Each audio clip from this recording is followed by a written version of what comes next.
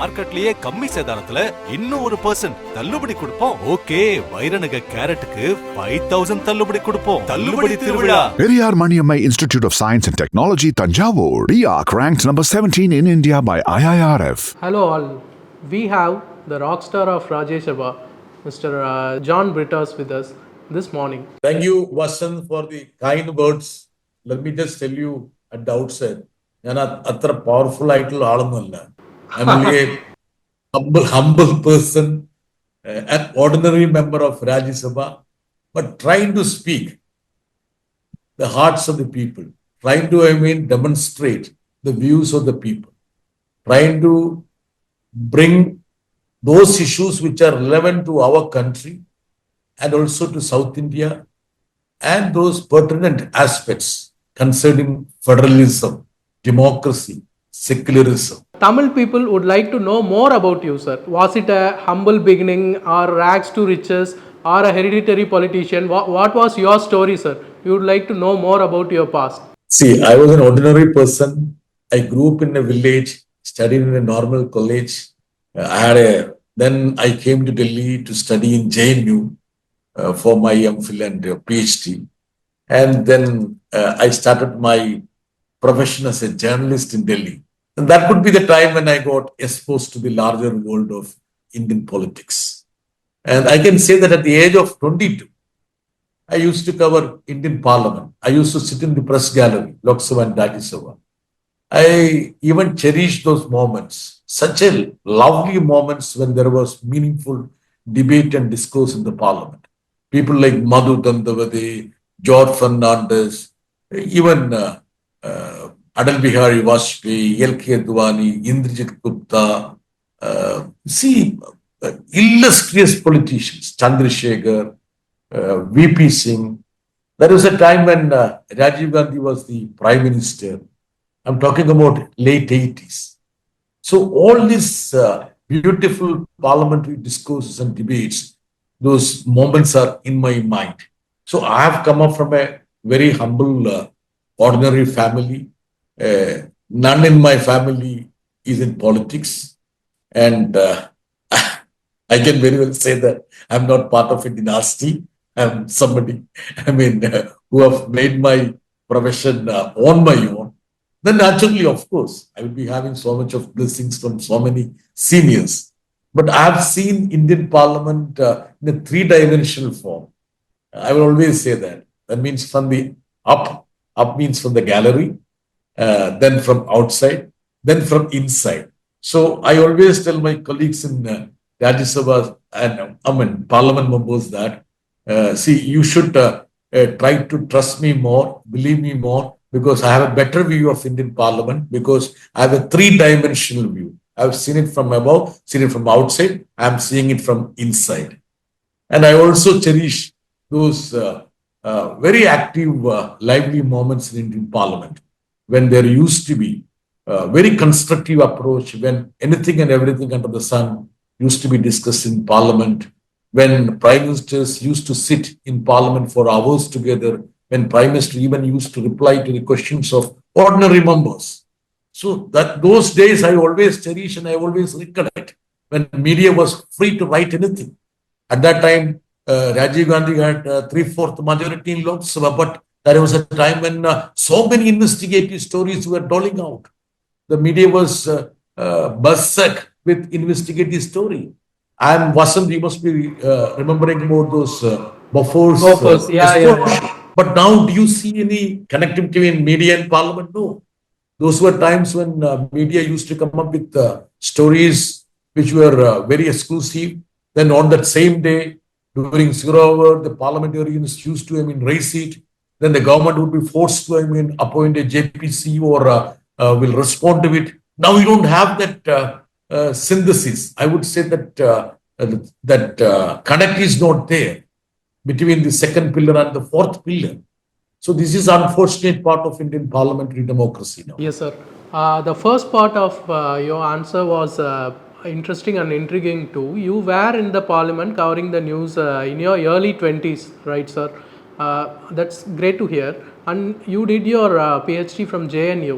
JNU is still a hot political center kind of thing. Tell us about that, sir.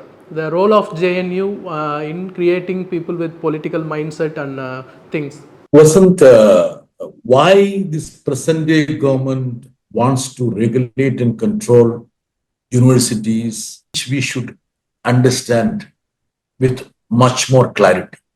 Because many path-breaking ideas would have emerged from university.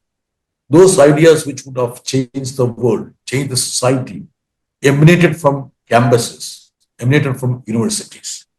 So the present day government doesn't want to have any sort of such ideas to emerge from universities. That's where there is I would say, strong control of the universities and its deliberations. I remember those days, early 90s, we students would have discussion about anything and everything under the sun. We used to discuss about, say, Uganda, Libya, even Jammu and Kashmir. There could be students who would be taking one side or other side. Till the wee hours, we used to, debate over that. But these are times when even what should be the topic of a seminar? Do you want to have a discussion on Palestine?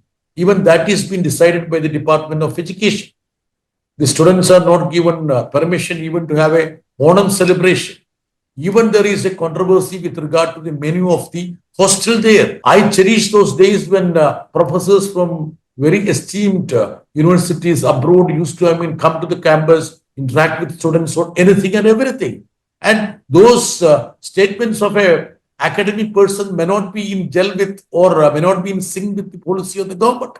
That's perfect because it's academic freedom. But now, if you utter a word, you become an anti-national. So in Parliament, while I was speaking, I think Hardeep Singh Puri was there.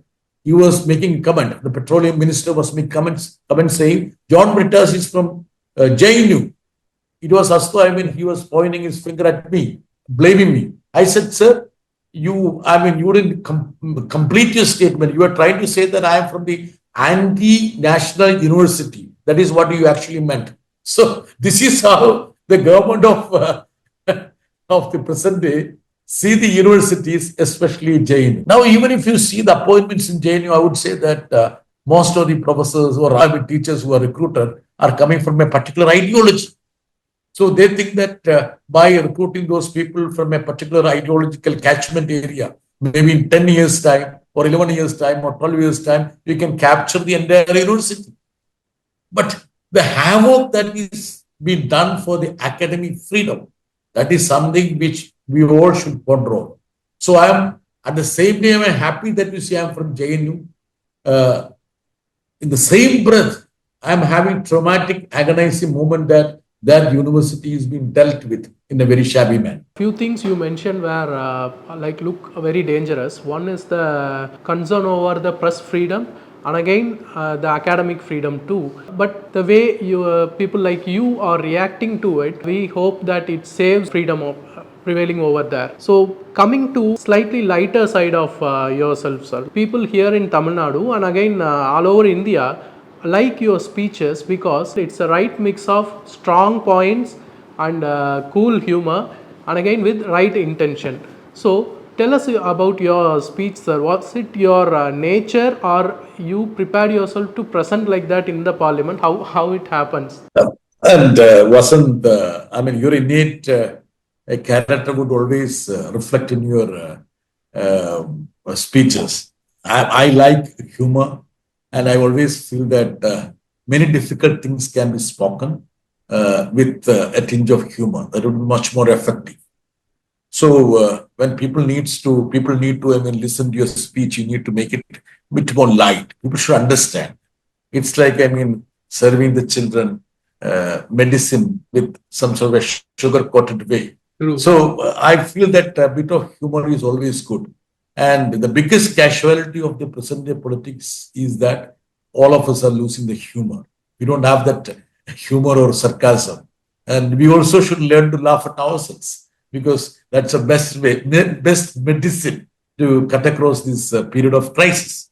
Having said that, I would say that, we get time according to the strength of the political party. So we don't get much of time. Maybe we make it 5 minutes, 6 minutes, 7 minutes, like that. And within that time period, you need to effectively put across the points which you need to, underline. I myself prepare my speeches and when I prepare my speeches, I look at the larger canvas of the people. See, I'm speaking for the people. It's not as though I need to speak as a person who is having so much of scholarship. But no, that's not the issue. The issue is that you should reflect the sentiments and aspirations of the people. So my first priority is that how will the people see it? How will the viewers see my speech? And what would be the points which would be coming into their mind? I just garner those points and I have their faces in my mind when I deliver a speech. And I also make it a point that I don't mince my words. Nowadays, the fear has gripped everybody, even the parliamentarians. I remember that when I made a speech, which was a scathing criticism of the Prime Minister, when he did Pran Pradishta, I said, now people are mistaking whether our Prime Minister is a high priest or a Prime Minister. This is a country when the Prime Minister of this country wrote letters after letters to the President saying that in a secular country, somebody who is part of the governance shouldn't be a part of a religious activity. But now the Prime Minister is acting as the high priest, and that is against the spirit of secularism and the Constitution. And then I said that it is not his business to give Pran Pradishta. No, his business is not to give Pran to the gods. He should give Pran to the people, because that is the responsibility which has been assigned to him. I also took on him by saying that the Ram which they are propounding is not their Ram. The Ram is originally of Mahatma Gandhi, which is of compassion, love, and brotherhood. Whereas their Ram, it has got a prefix that is Nadura, who killed Mahatma Gandhi. You won't believe that after completing the speech, one or two very tall leaders from the opposition called me aside and said, Brittas, these are all very difficult times. What you have spoken is absolutely correct. But don't speak like that. You should fear them. They are very dangerous people. You should be a little more mellowed out. You should be a bit more soft. You should be a bit more moderate. That was just on the eve of the 2024 elections when Modi was speaking about going to get 400 seats. But I'm so happy that after the 2024 elections, many of the opposition leaders started echoing the speech I made in the parliament at that time. So I strongly feel that what is lacking now is that the courage and conviction of the parliamentarians, which used to be there many a time in Indian parliament. Till 2014, that conviction and commitment was there on the part of the parliamentarians. Now many, even in the opposition, has caved in, or rather they have mellowed out, or they are frightened, or they are threatened. This is the time. So it's not media alone which has caved in. And you know that I made a reference saying that now media doesn't exist. Now what is existing in this country is Modi. He has been taken out and Ho has been kept in. So the Indian media is Indian Modi. This is what I spoke. I cannot actually laugh or smile on that, being part of the media for that. When I speak about Modi, obviously your organization is left out of that. You're all, taking bold steps, and the trajectory is something which needs to be saluted. Thank you, sir. That's great. Sir, I was about to ask you, have your speeches always been taken lightly, or have you faced any troubles or anything after the speeches? What happens in the corridors of Parliament after your speeches? Let me be very candid and frank on that. I'm somebody who believe the fact that you don't have political enemies, you have political adversaries. So when I speak against them, it's because of my conviction, my ideological stand. It's not that you see they are my enemy. They are my political adversary. So even after making the one of the, I would say, scathing speeches, I make it a point that you see on a personal level that relationship is maintained.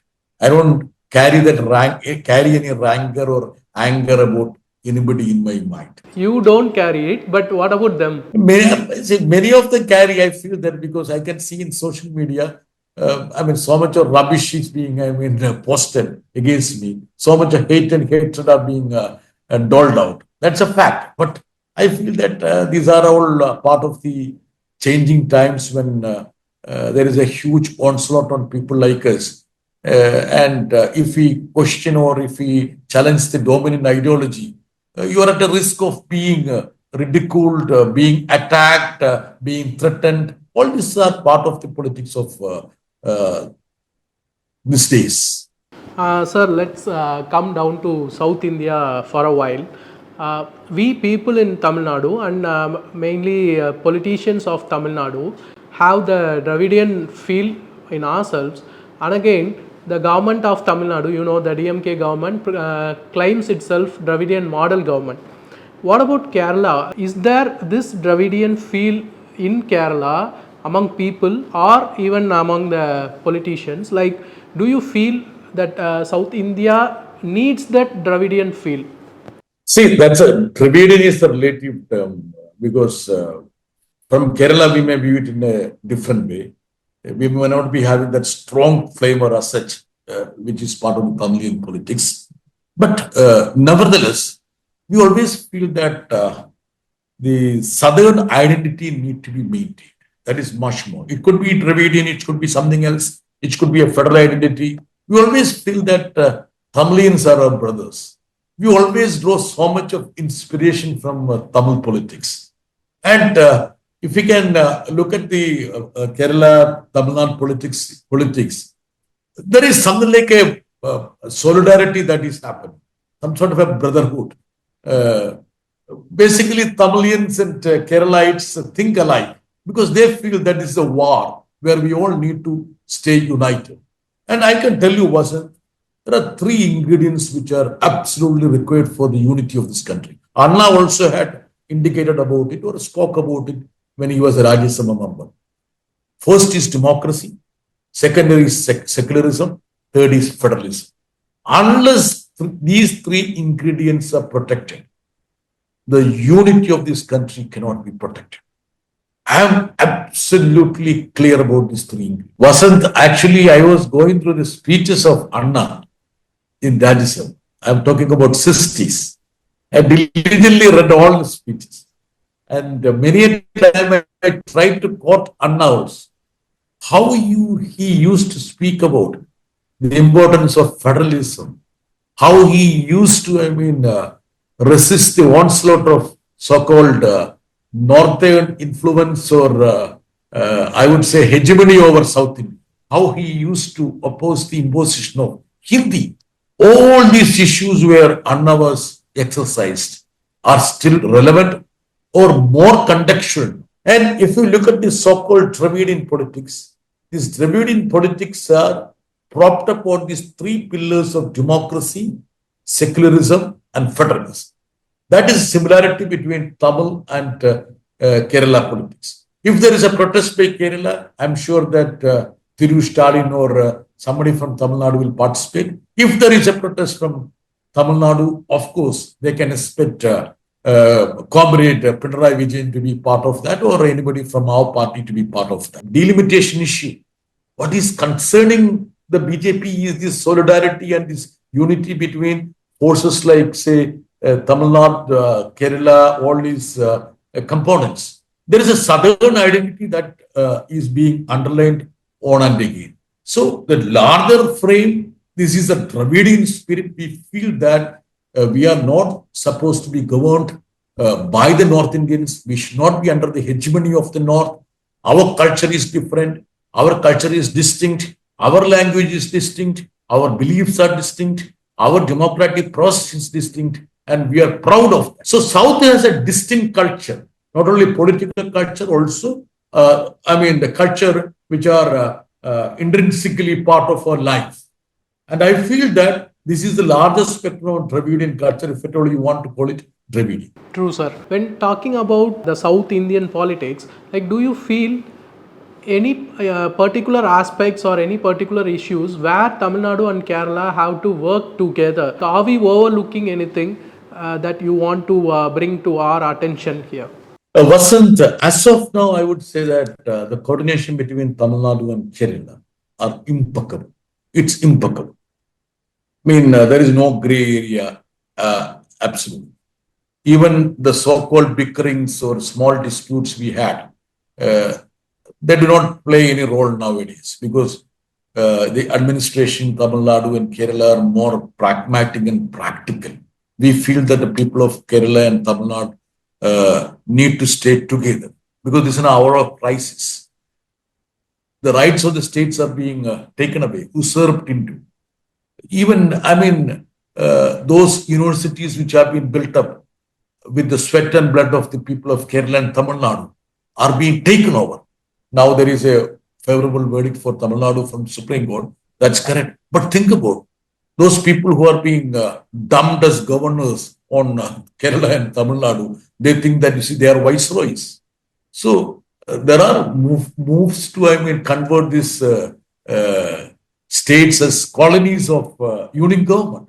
So these are times when we need to have concerted, organized movements against such an onslaught. So however hard we try to achieve that much of consolidation, that is important.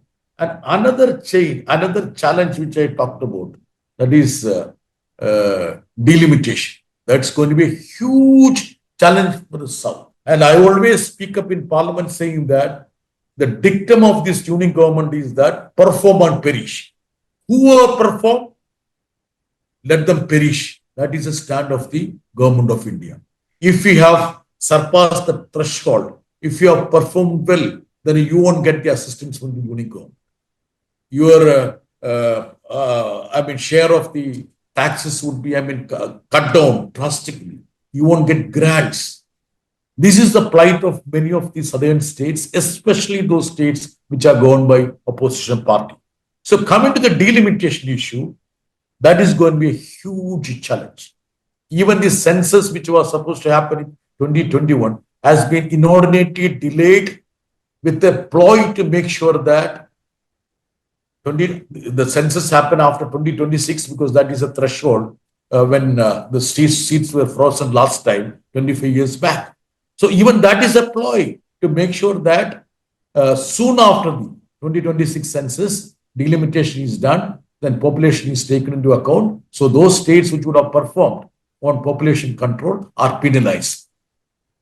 Essentially, 3 or 4 states in North India can determine who will rule the country. So these are the challenges which parties in southern India and also the governments of Tamil Nadu and Kerala will have to foresee. And we all look up to Tamil Nadu because it's a major state with so much resources to give leadership to it. Because Kerala is not as big as Tamil Nadu, and the influence of Tamil Nadu is much more profound. So we always feel that Tamil Nadu should lead this movement to ensure that the spirit of federalism envisaged by the constitution is upheld. And even on this delimitation front also, we look up to Tamil Nadu to inspire us and to lead us. That is how we see it. Your words were so generous. You are basically a communist. What is communism? Can you give a definition for which can be understood very easily by a layman? Yeah, that's a good question. Communism means, for me, for an average layman, it should be consideration for the fellow being. It's not that you only need to survive. You need to ensure that your fellow members, the society also, need to be at par with you. That is the essence of communism. Humanity, that is the value of communism. Humanism, consideration for others. Consider others also part of your life. That is the whole essence of communism. Nothing much, nothing more or nothing less. I bring in ideological propositions, but since you said I need to speak as a layman should understand. That's why I'm trying to put it in a way which is very simple for anybody to understand. Yes, actually, we wanted such a definition. In fewer words, you have given us the strong essence of it. And again, in India, what is the need of communists and what is the state of communists now? Because they have lost even West Bengal and other states too. So, what is the state of communists in India? Wasn't your question basically about the communist parties that have shrunk? Our bastions like West Bengal, Tripura has been lost. And the influence of the left parties have ceded or rather come down. The membership in assemblies and Indian parliament also have drastically fallen. Absolutely correct. I agree with you. I concur with you.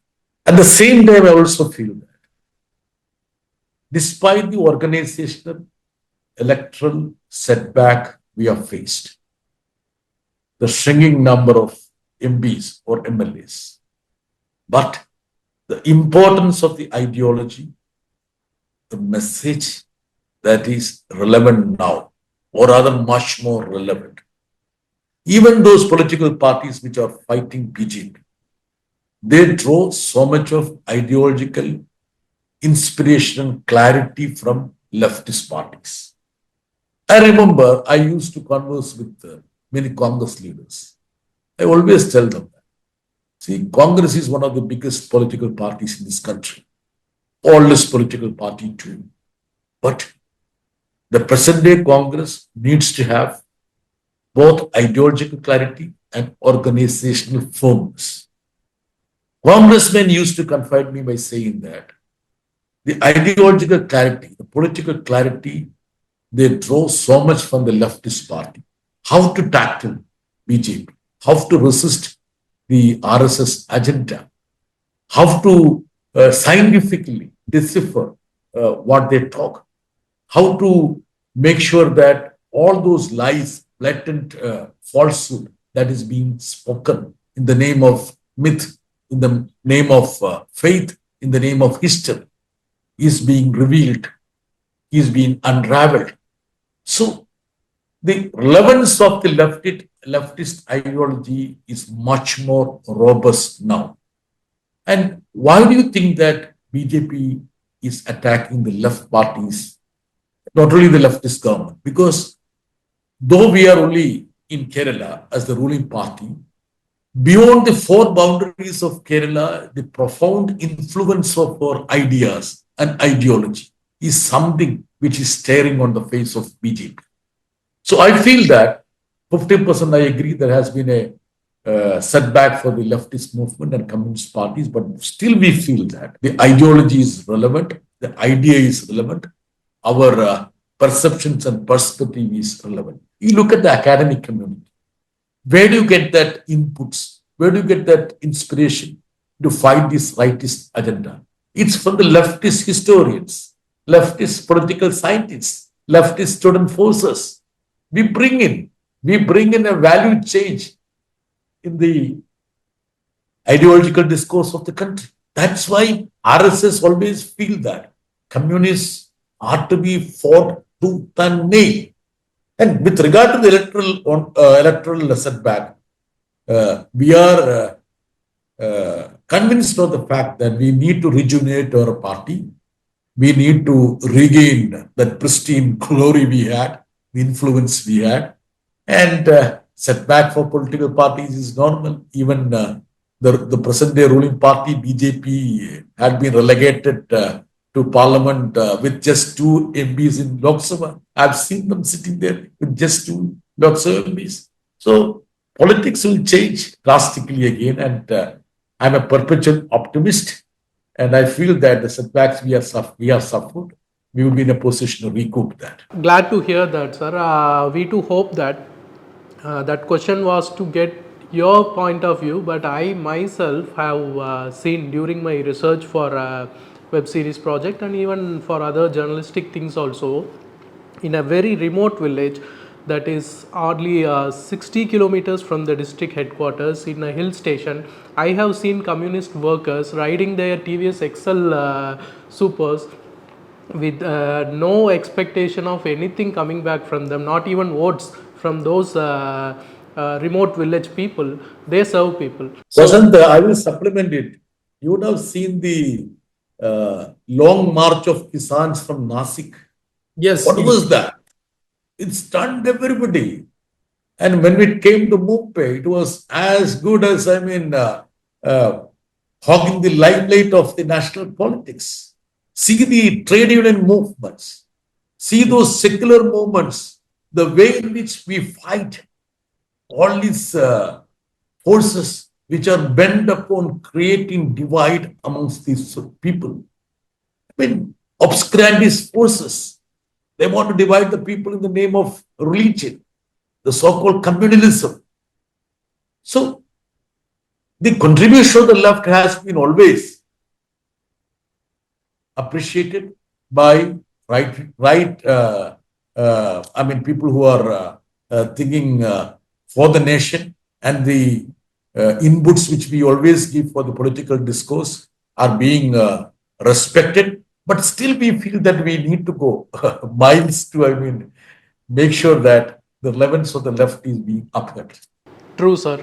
And sir, even you mentioned, and again, the parties, the major parties in Tamil Nadu mentioned that if BJP comes, what would happen if BJP comes here? They are already here. I mean, if they come to power here in Tamil Nadu or Kerala, we know Karnataka faced it once. So, what would happen? What are we worried about? I feel that the culture of South India would get drastically upended. It would be polluted. And many people ask me that there is a growth for BJP in Tamil Nadu and Kerala. I always admit that.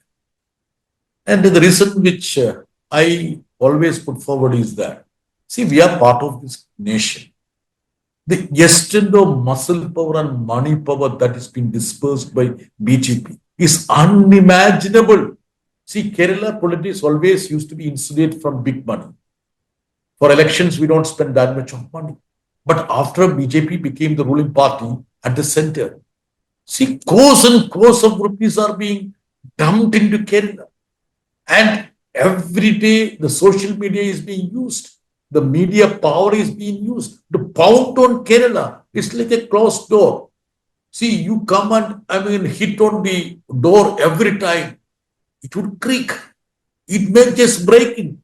So this is what they do now in Tamil Nadu and Kerala. Still, the people have been capable of resisting that. We are just making it a point that we don't allow them an entry here.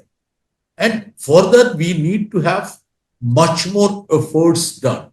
We need to be much more organized. We need to have those techniques which are there to make sure that people are kept aware of it. Nowadays, the superstitions, those things which were quite away and far away from our society have crept back. The forces of hate and hatred, how they, spread it. If something happens in Kashmir, that is being used to whip up communal passion. Even that Pahalgam issue was used to make sure that there is an onslaught against the Muslim community in Kerala also. So, despite this avalanche of hate and hatred, both Tamil Nadu and Kerala have been able to ensure that we are safe from BJP penetration or onslaught. But you are absolutely correct. We need to have much more efforts, and we need to also ensure that all the resources are mobilized to ensure that they are kept at bay. That should be the motto. We should never ever fumble or fudge in front of them. But it should be like a mission mode. I always said that, fighting BJP is not easy. Fighting another party could be easy because the extent of money power which they have, extent of muscle power, the extent of misinformation, disinformation they spread, the so-called communalism, the virus they try to inject into everybody. And even those people whom we thought to be very secular I mean, they are tried to be, they are made to sway in from one place to another place. So these are all very critical junctures wherein the political parties, the secular political parties of southern India, especially, we need to be conscious of this very heinous campaign that is being taken up by BJP. And sir, you are telling about the risk and possible effects if BJP comes down to par in South states. And in that line, recently, the communist government of Kerala is facing a criticism regarding this Vizhinjam port. You were also present on the stage there, and the port, it has Adani as the main partner there. So, what's the justification behind that? Is that becoming inevitable? Vasant, we have inherited this legacy from the previous government. It was the UDF government which signed the contract with Adani. If at all we had cancelled it, the state would have suffered a huge loss. We would have had to, I mean, shell out crores and crores. I mean, I can't even imagine the amount as losses to Adani. And again, Vizhinjam was there for a long time, decades.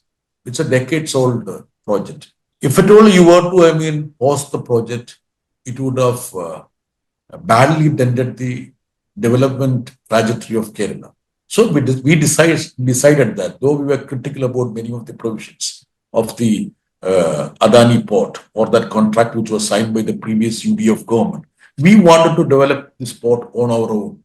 We didn't want to, I mean, give out this port to Adani or any other private player. That was our decision.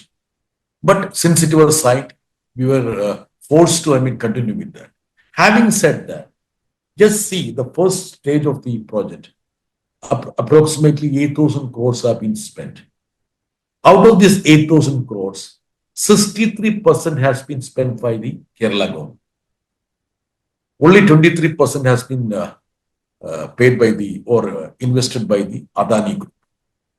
And we got a viability gap fund of 817 crore from Central.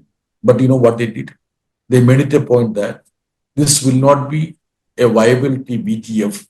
This will not be a grant. This would be considered as a loan. We should be repaid to them with the net present value of that time. That means for 817 crores which the government of India is spending, we may end up paying them, giving back something like 10,000 to 12,000 crores to government of India.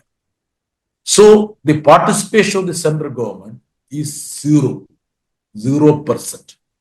Despite that, since it is a major project, since it is a PPP project, Prime Minister K used that opportunity to make a political narrative or a statement. But people of Kerala can see through it. People of Kerala understand the nuances.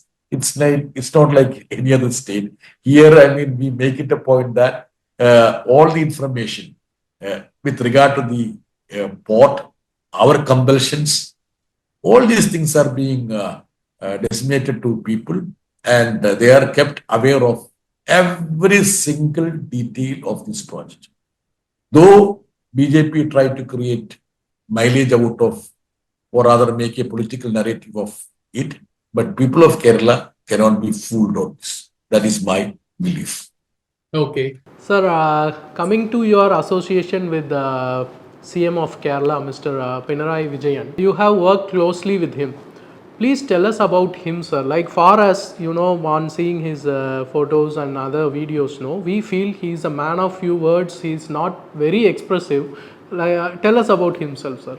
Vasant, I know him for so many decades. I can tell you that I know him from 1980s. I used to work as a Mafusal correspondent or district correspondent at that time, after just passing about my post-graduation from Kerala. So at that time, when I was a reporter, a journalist in Kannur district, that is in northern Kerala, he was the district secretary of CPIM. So I know him from those days onwards. Then we have cooperated on many fronts. I would say I was an advisor to him when he was the chief minister in his first stint. If you want me to describe Comrade Pinarayi Vijayan, as you rightly said, that he is man of few words, but he's man of words actually.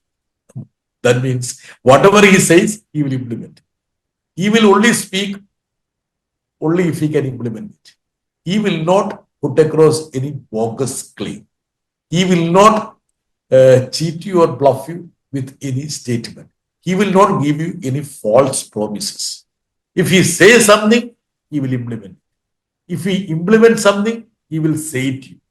So there is nothing which he needs to, market, which normally, politicians are supposed to be charged with the crime of giving false hopes to people or false promises. True. He will never ever do that.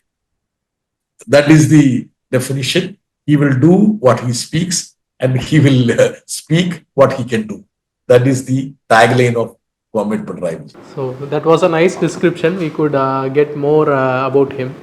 And we people of Tamil Nadu, when we evaluate ourselves, we admit, like we have elected people from cinema a number of times, and again we used to appreciate Kerala people for not bringing them into politics.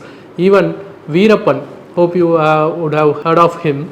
So he mentioned in his one of his interviews, Kerala people are very clever. They don't accept people from cinema in politics. So this is an impression about Kerala people. Recently, has it started with the victory of Mr. Suresh Gopi in Kerala? What's your point of view about film stars coming into politics? Mr. Vijay, Tamil actor, he has a considerable fan base in Kerala also. He has come into politics. So what's your point of view on all these things? See, I am of the view that anybody can come to politics. Just because somebody is a film personality, he shouldn't be barred from entering the politics. Having said that, someone who doesn't have the dedication or commitment, just using the stardom to canvass votes, that is not something which I can appreciate. There are n number of film personalities who have the commitment and dedication for the society. Even Mr. Kamal Hassan ji is a friend of mine. He has been always ardent. He has been always committed to the cause of the people. I always value his service. Long back when I used to meet him, he used to express his concern about the society. His fellow beings. So per se, if somebody is a film personality, he need not be barred in politics. At the same time, he has if he has that commitment and dedication, he can join the politics. Now again, coming to Suresh Gopi, I can tell you that naturally his stardom must have helped him. See, Kerala people are by and large, I won't say clever, intelligent enough to see through all that. But we are also part of the society, We are also part of the society. We cannot be completely insulated from such influences.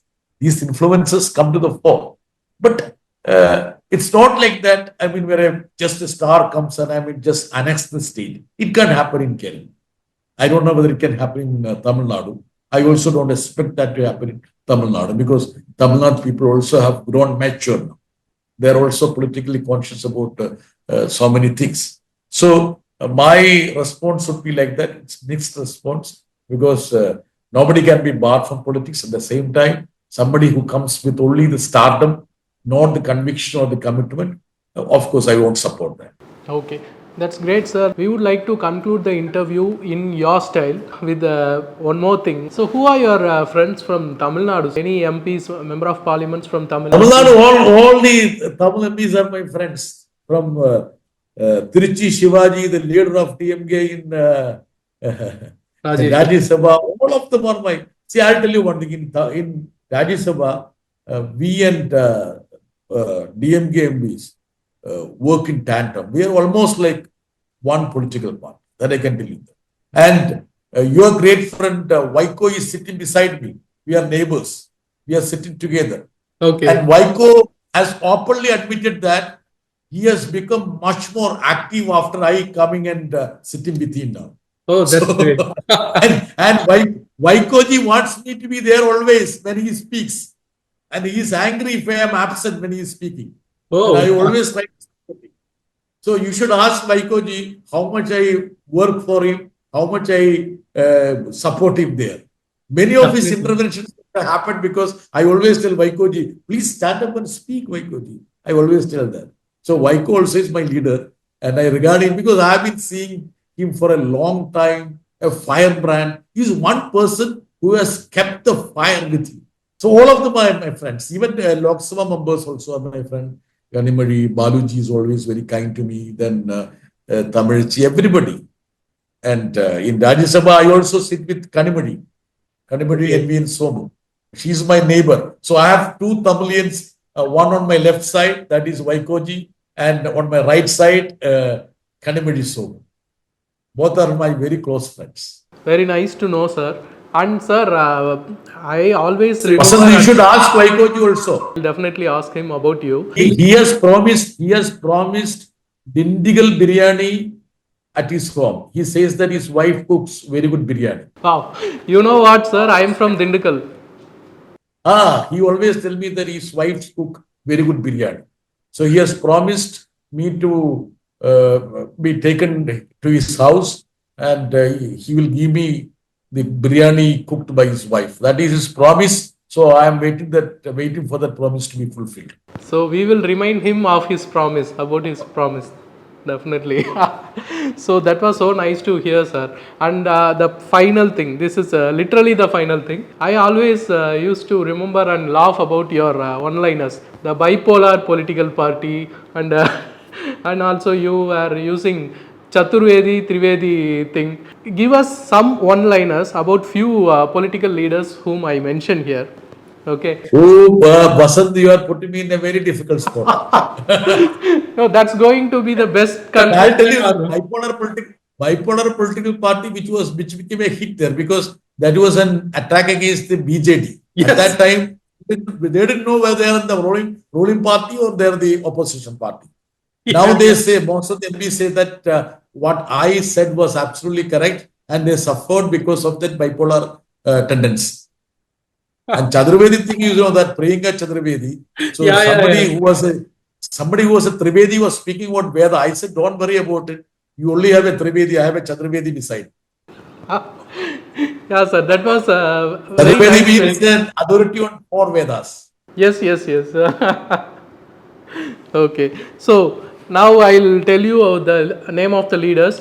So give your one lines so that we can remember and cherish it, sir. So our Narendra Modi, the Prime Minister of India.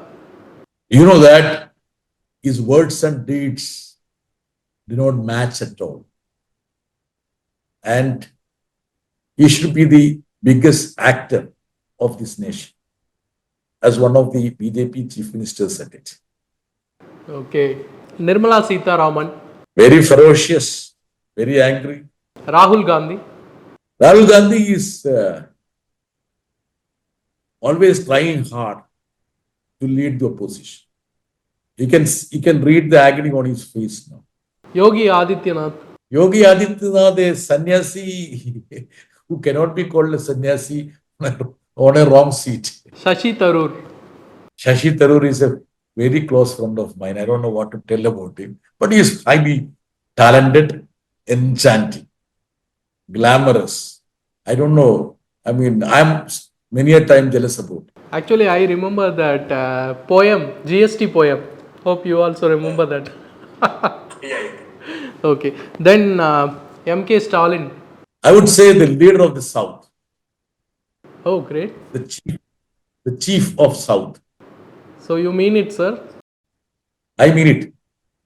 We look up to you like a chief. Okay. And finally, Pawan Commander-in-Chief of South India. Oh, that's a great line. And finally, Pawan Kalyan. Pawan Kalyan, I don't know much about him, but I don't know. I'm baffled why he wears a sannyasi's dress. Confused about seeing his costume. I feel that he should change his costume. Okay, sir.